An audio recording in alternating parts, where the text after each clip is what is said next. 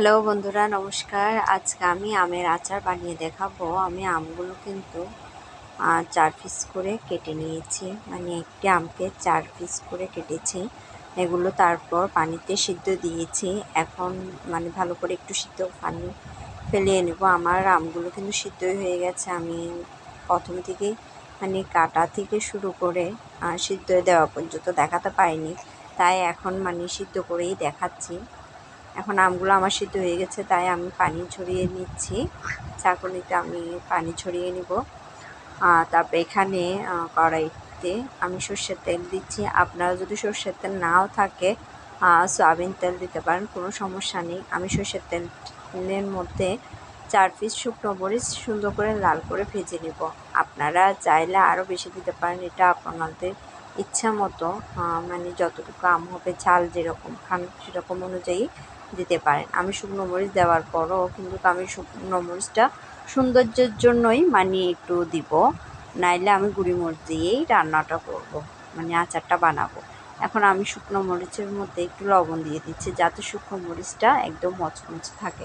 শুকনো মরিচের মধ্যে যদি ভাজার সাথে সাথে লবণ দেওয়া হয়, তাহলে শুকনো মরিচটা একদম মচমচে হয়ে থাকে। আর এখানে আমি আমার পরিমাণ মতো করে আমি রসুন দিয়েছি। আমি 5 পিসের রসুন দিয়েছি। এখানে আমি মিঠা দিয়ে করব, তাই আমি মিঠাগুলো একটু হাতে ভেঙে নিয়েছি, সাথে একটু পানি দিচ্ছি যাতে মিঠাগুলো গলে যায়। আপনারা যদি মিঠা দিতে না চান, চাইলে চিনিও দিতে পারেন, এটা আপনাদের ইচ্ছা। চিনি দিলেও কিন্তু খারাপ হয় না। এখন আমার রসুনটা ভাজা হয়ে গেছে, তাই আমি আমগুলো দিয়ে দিচ্ছি। আমের মধ্যে আমি কিন্তু আমি তেলের মধ্যে কিন্তু আমটা খুব ভালোভাবে ভাজি করে নিব।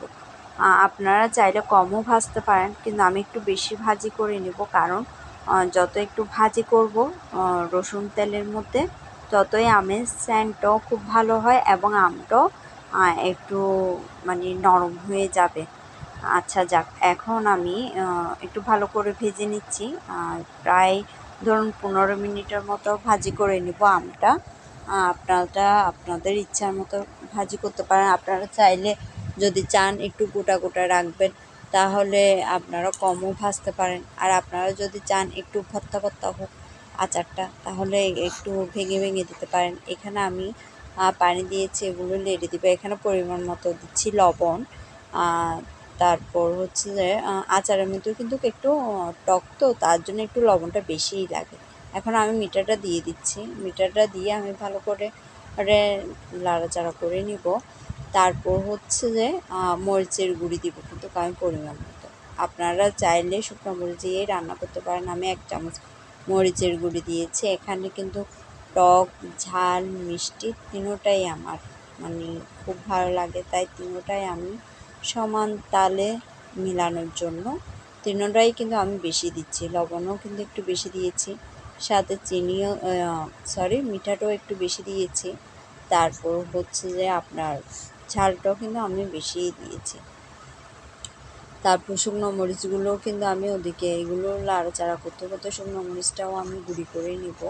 এখানে দেখুন আমার আমের আচারটা কিন্তু অনেকটাই, আমগুলো অনেকটাই কি একটু থেতলে থেতলে হয়ে গেছে, কারণ আমি মানে বেশিক্ষণ ভাজি করেছি এবং নাড়াচাড়াও বেশি করেছি।